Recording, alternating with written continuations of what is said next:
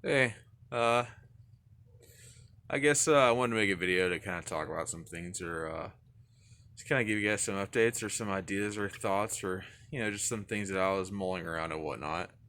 Um, I was actually so I don't know if the COVID relief plan is going to be like $500 or 600 or whatever, or like 2 grand.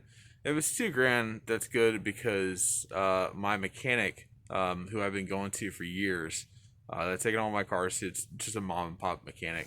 Um, it was the original owner went to high school with my dad, and then sold to the mechanic because he had family issues or whatever else he had to take care of and whatnot. Um, but yeah, so, and I know a bit about cars myself. Like I've worked on all my cars that I've had, just a little bit here and there, just like backyard mechanic stuff. Um, and so I mean, in the cars I've had in the past have been like early '90s cars and whatnot, so been pretty simple to work on and whatnot. I've also been in quite a few rentals and driven brand new, basically brand new cars, and I mean I've been in all sorts of cars and whatnot.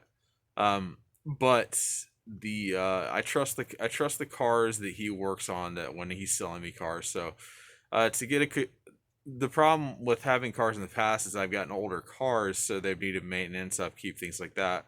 Or with the mentality I always go with as well, you basically get what you pay for. So if you pay cheap price for a car, you're going to run into issues and things you have to fix that are going to cost money, time, etc. And I just don't have that luxury right now. And as well, I've had 6 cars, and I'm tired of having to constantly deal with the same problems.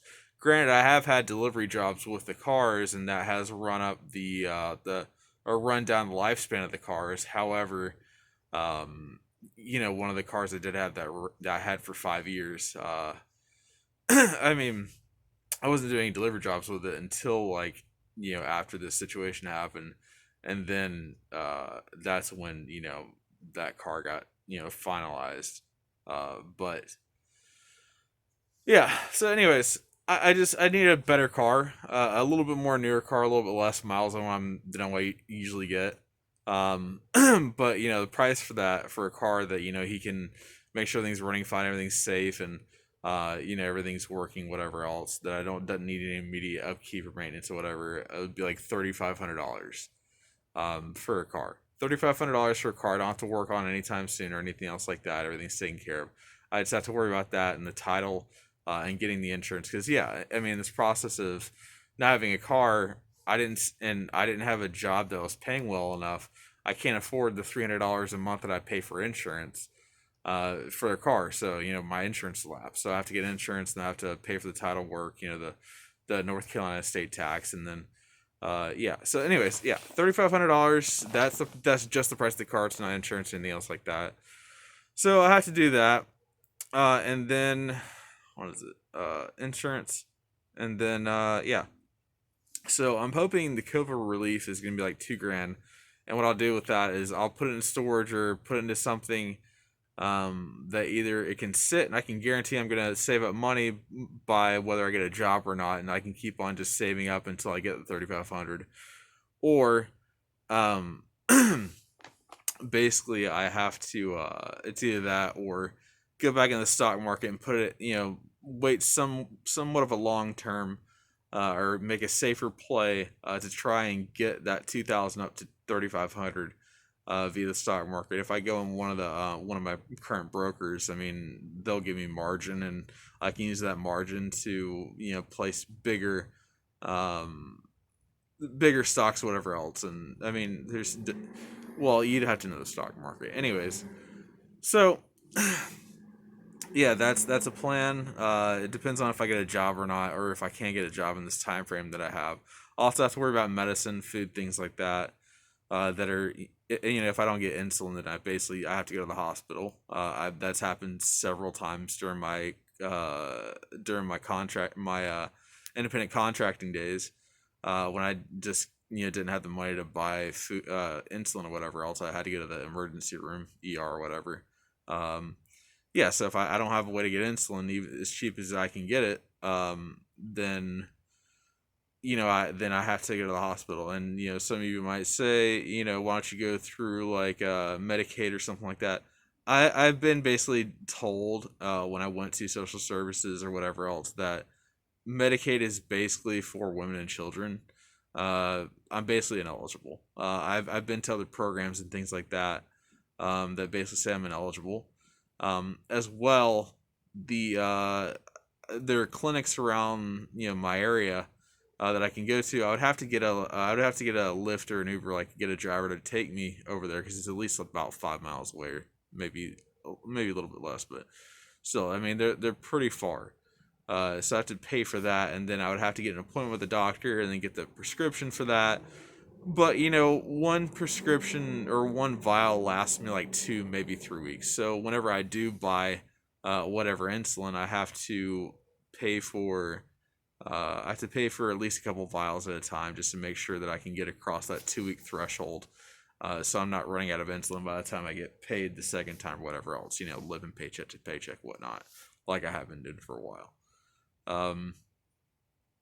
Yeah, so I have to worry about that. Food, obviously. But yeah, the so hopefully that works out. If it's not that, if it's like $500, then I'll see what I can do. I had not necessarily a PO box, but I had a UPS box, so I could use that as an address. I've had mail sent to that, school mail, other things like that, bills. Um, I've had it sent to that address, and well, when my backpack got stolen, my laptop, then the key I had to that mailbox is gone, so I have to pay for another key or whatever. But at the same time, I also, haven't made payments on that in like half a year. So like I have to go and pay whatever I owe them, as well as like for the extra key, and then get the mailbox set up again so I can have something to get mailed to.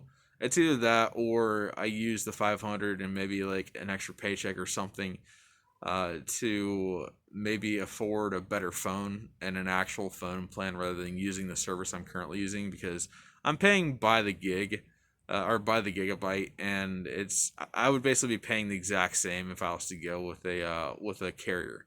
I would just be in like a 2 year commitment or something, but as opposed to what I'm using now, I mean, I have to have a phone, period. So, and I'll be paying the same amount but with unlimited data, so I don't have to like go to coffee shops and stuff to upload or do apply for whatever, or do job stuff, things like that.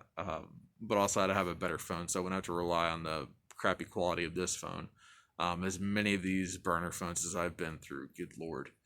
Especially over the years doing the contracting work, I've gone through a lot of phones. I did have iPhones before, but iPhones are expensive, and previous tech, the batteries wouldn't last, or would have issues or whatever else. So I just kind of saved back on that, and I didn't want to pay $1,000 for a phone. I would rather use $1,000 to pay for a laptop. I'm a big computer guy, so I need a good, capable laptop to do the things I need to do, like programming or job applications, just whatever. The other thing too is that once I get a car, if I get a car, that means I can get at least a better job and not look homeless, not like be homeless basically. Like I can, do laundry, wash myself on a regular basis. I do also have a gym membership. I got this before COVID because the gym membership allowed me to shower, things like that, and then right after I would go take my clothes to laundromat and get them washed. But I could keep up appearances and hygiene, whatever else. So yeah, I would go to the gym. Since but I don't have a car, so I would have to get a lift to go to the gym, and it just, that plus like not being able to take my clothes to laundromat, it kind of doesn't work. I can only be clean for so long, but clothes are really important, needing to be clean. But anyways, yeah, so a car is like the biggest first step, that, and then I have to get a laptop so I can, one, edit videos, but two, do programming, because I literally just got out of IT school, information technology school, for certifications back in July. I graduated then. It's just 6 months. It was for certifications. But COVID happened in the middle of this, so I wasn't able to get a lot of the certifications that that they told me I could get, because you have to have monitored testing environments. So and so I can train myself more in programming, because programming is almost guaranteed work. But at the same time, I also wanted to start an e-commerce store. with with some of my personal interests, like food, because I'm a huge foodie, and I can look for wholesale and then resell for retail, etc. But yeah, that's what I was gonna do. And I have to obviously I have to have funds for that because you have to buy the wholesale in order to be able to sell it. Yeah. So, but if I get $500, I have to figure out what to do with that. What's going to be the best course of action to use it to my best benefit. I can't do anything as far as like investing in the stock market with 500 because unless like I know a really good play, it's still going to have to play out, and I still have to obviously have a job. So getting a job is my next step. But yeah, that's kind of where I'm at. And biggest hope is that maybe the $2,000 relief plan is an actual thing, and if that happens, then I can be better on progress to get a car. Like I said, car equals better job because I can also travel in the city to get to whatever job I need to go. But also I can do things like not pay for a lift just to get medicine, cheap medicine. I don't have to. I don't have to sit in the cold. I don't have. I mean, it's not bothering me much. I have a reflective, basically the material of a tarp. But the reflective material, so keeps. It's basically an emergency body thing. I got it at Dick's Sporting Goods. Dick's Sporting Goods has so much good stuff. And you might say, hey, go to Walmart instead. But when I went to Walmart the same day, they didn't have nearly anything left over. Dick's Sporting Goods still had some things, and they had utilitarian things. I went to go get a sleeping bag from. Well, I got this beanie, this Carhartt beanie, which has really kept my head warm. I got my hair cut. My ears were getting colder and colder. Not having any head protection or anything. So I got the beanie that was from Dick's, and then some hand warmers, sleeping bag, and I mean honestly, like the sleeping bags are even better at Dick's. I know there's actual outdoor places where you can buy actual outdoor things, and Dick's is probably not one of the best places, but it's a place I know. I mean, I actually, well, I used to work there. About more than 10 years ago, I used to work there. They have good stuff. Like I said, you pay for you get what you pay for, and a lot of times when I've bought things from Walmart, they have not been the best quality, and every time I've bought something from Walmart, I've pretty much just regretted it, with the exception of my insulin, because that's where I get my insulin. Um, but yeah, so I basically hand warmers, and then I got some, I get the sleeping bag. I got a what is it, a Coleman. I got a Coleman sleeping bag, and I mean they're a great brand too. A Coleman sleeping bag rated for below freezing, just below freezing. So, but it's the coldest one that they had. Walmart didn't even have any of the sleeping bags rated to that temperature, unfortunately. I mean it was only $50, but I mean it's I mean before the sleeping bag, I was basically sleeping in my clothes with my big full size winter jacket that got stolen along with my book bag. I was sleeping in that with my arms curled up in the jacket, and then just sleeping in the pants, and uh, using another jacket to put my feet in, getting my feet out of the shoes so they could cool down or stop sweating, and then also not build up any sort of like moisture or whatever else. Anyway, just kind of air out, and put that in the jacket for my feet, and just kind of slept like that on concrete in a place that I have. But yeah, so that's what I did. Sleeping bag, and the sleeping bag actually, this on the ground first, this thing on the ground first, and then a sleeping bag, and then that's how I've been sleeping, basically, with all this stuff on, just because it's so cold outside right now. And it's actually supposed to snow tomorrow too. We'll see what happens. Um, excuse me, Jesus. But yeah, basically oh, and I'm not prepared for the winter either because only pair of shoes I have right now that are clean actually, that don't have holes in them, because I've worn through all my other shoes, or the couple of pairs of shoes that I did have, um, which were also running shoes, but these are running shoes. I got these mainly for working. I was working at Domino, or well, yeah, I was working. I've worked for plenty of places, but yeah, I use these shoes because I usually use running shoes for working, just because I'm an athletic person.